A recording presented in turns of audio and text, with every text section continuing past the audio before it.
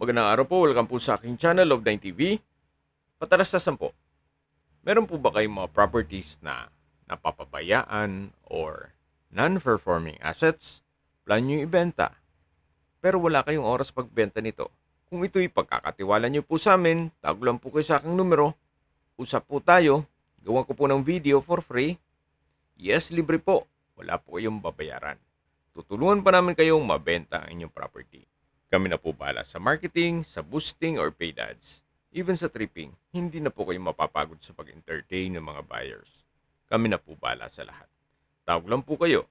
Nandito po tayo ngayon sa Tagaytay Country Homes kung saan ito'y isang exclusive subdivision na meron pong 24-hour security at kumpleto po ang amenities gaya ng clubhouse, swimming pool, parks and playgrounds, basketball court at marami pong iba.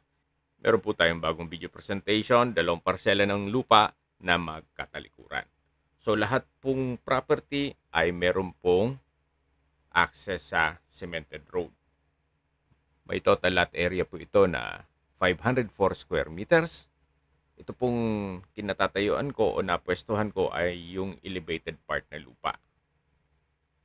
Medyo banayad lang po ang terrain, hindi naman siya ganun kalalim.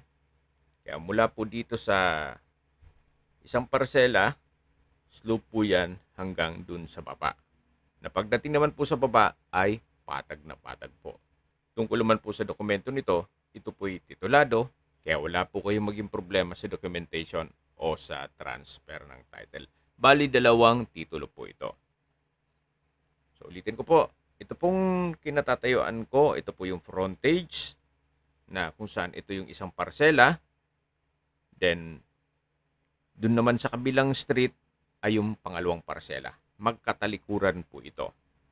Kaya kung sakali pong may kamag-anak kayo, kapatid o kaibigan na gusto nyo halos magkatabi lang ang inyong property, ito na po yung hinahanap nyo.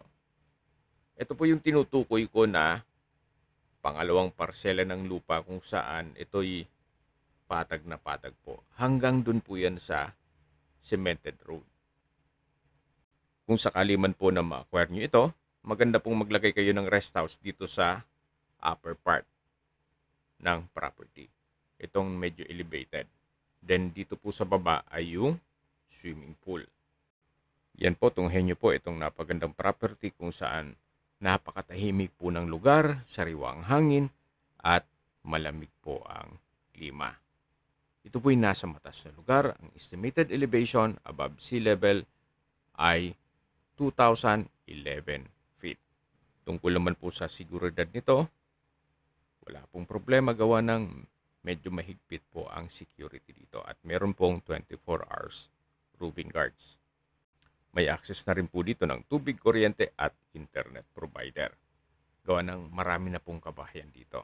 Okay, summarize ko lang po sa mga nag-skip ng video. Ito pong property ay nasa Tagaytay Country Homes at may total lot area na 504 square meters. 2 parsela ng lupa po ito na magkatalikuran. Yung unang parsela ng lupa po ay yung first part ng video at yung pangalawa naman po ay itong napwestuhan na natin. Meron po itong different titles. So, 2 titulo po ito. Yan po, tunghayin nyo po itong napagandang property na kung saan ito po yung pangalawang parsela. Then, yung unang parsela po ay medyo elevated po ang lupa. Habang pinagmamasdan nyo po ito, pag-usapan na natin ang distance, location at travel time. Mula po sa Twin Lakes, isa sa pasyalan dito sa Tagaytay, ang distance is 5.7 kilometers at ang travel time is 9 minutes. Mula naman po sa mga beach resort sa Nasugbo, Batangas, ang distance is 51.7 kilometers at ang travel time is 1 hour and 14 minutes.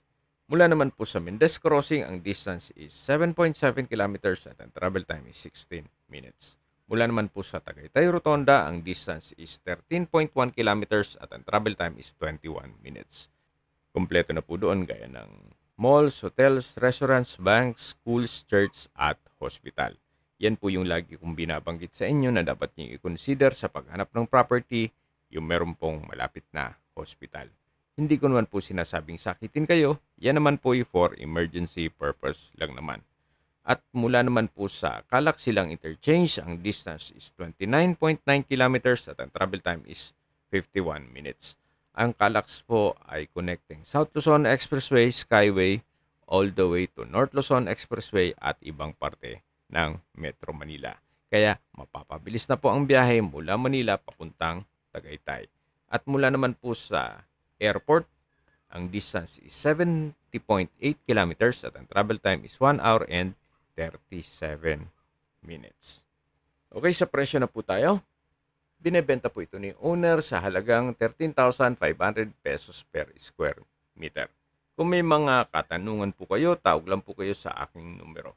At sa mga kababayan naman natin na sa ibang bansa, meron pa akong Telegram, sa mga iPhone user man may iMessage, meron din pong Imo, Skype, Viber at WhatsApp.